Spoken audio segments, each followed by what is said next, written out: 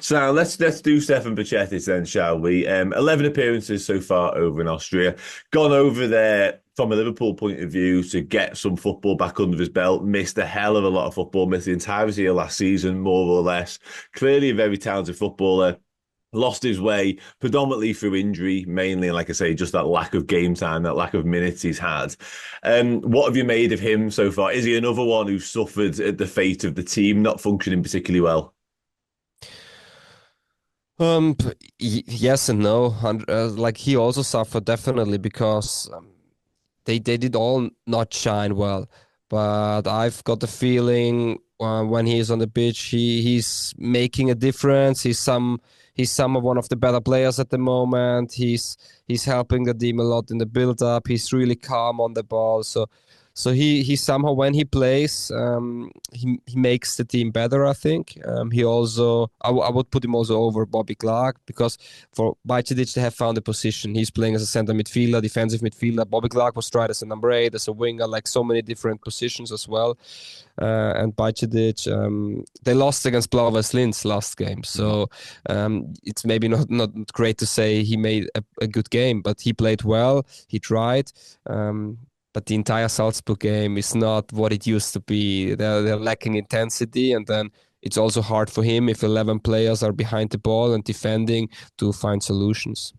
Absolutely, you mentioned there the lack of intensity. That is not something you'd associate with Pep Linders or Red Bull Salzburg. Because Pep Linders literally wrote a book called Intensity, and his whole mantra, his whole MO when it comes to football was exactly that. So it's strange to hear that he can't get that across and get that into his players right now. He can't instill that sort of But philosophy.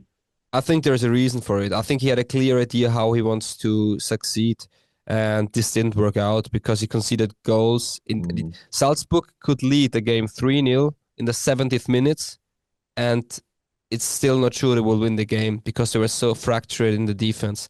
And they give a life to all the dead opponents. Like they played Champions League qualification against Twente and they should have won easily. And they gave them some breath with individual mistakes, with also the way how they played. So if I lack quality in the center backs, I cannot push my fullbacks so high as he did. That's just my point of view. You don't have a Virgil van Dijk in the center back.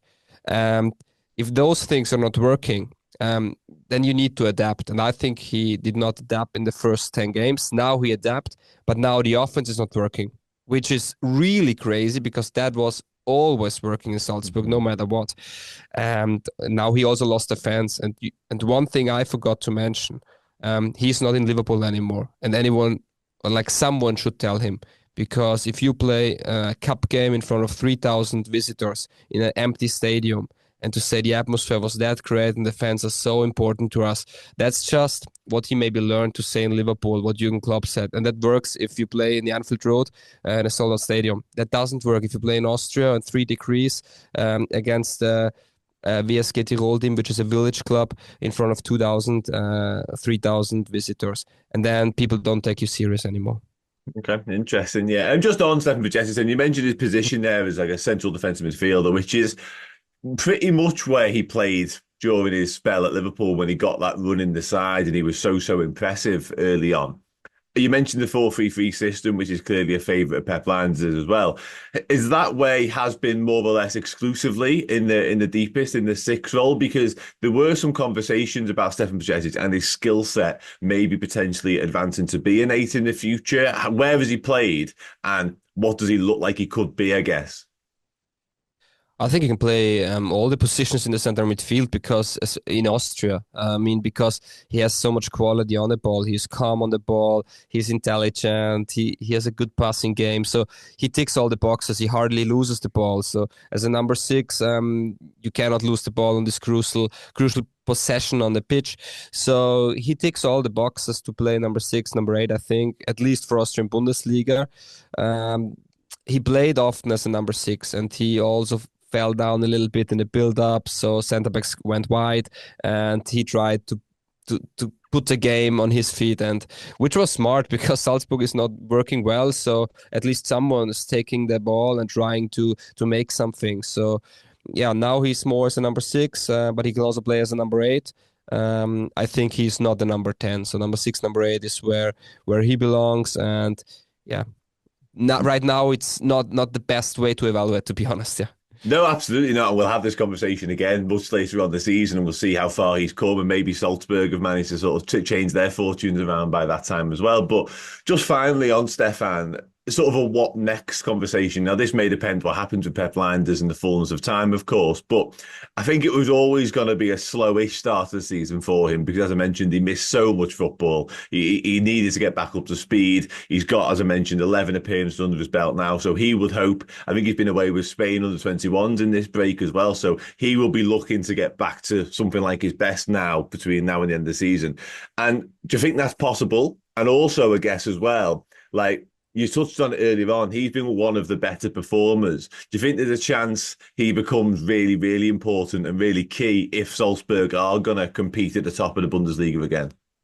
Yeah, 100%. So, especially as Moritz Kjaer got injured, he will be that player in the center midfield where I see that he can make the difference, and he is kind of those. You need those glue players on the pitch who keep all these things together. And I think he can be one of those because he's technically so strong. He's such an intelligent player. And Salzburg needs... That's the big question. I don't know where Salzburg is heading. Is this a new era where they're trying to play a new style of football? Then I don't know where it's going. If they go back to their DNA, to their philosophy, I think he fits very well in, and he can play this, and he would adapt well to those players who are also really good but somehow different in the style of play. So yeah, I think he can play a crucial role, but I don't know where Salzburg is heading. So that's also then difficult to predict where he's going. Yeah, it's a difficult conversation, as to say, because Salzburg are nowhere near firing on all cylinders. There's question marks over the manager, as we already mentioned. He clearly is so sort of intrinsically linked to that manager. We already touched upon the potential favouritism. So it is difficult to imagine what next. But again, he's so talented and he's so good, in my opinion, that he just needs the football. He needs the minutes, and hopefully he can continue to play a key role at whatever it looks like moving forwards. Fabio, absolutely pleasure speaking to you once again. Let people know where they can find you and your podcast and that sort of stuff. Yeah, we're on Spotify, Apple Podcasts, everywhere. It's called Die Beste Liga der Welt. For German-speaking community, it means the best league in the world. Obviously, we speak about the Austrian Bundesliga twice a week, and if you're interested, just give it a listen. Top man, yeah. I'm sure you'll be keeping right across Salzburg and all things Stefan Bajcetic between now and the end of the season. Once again, Fabio, thank you for joining me, top man. Everybody else, I'll see and speak to you all again very soon. Take it easy.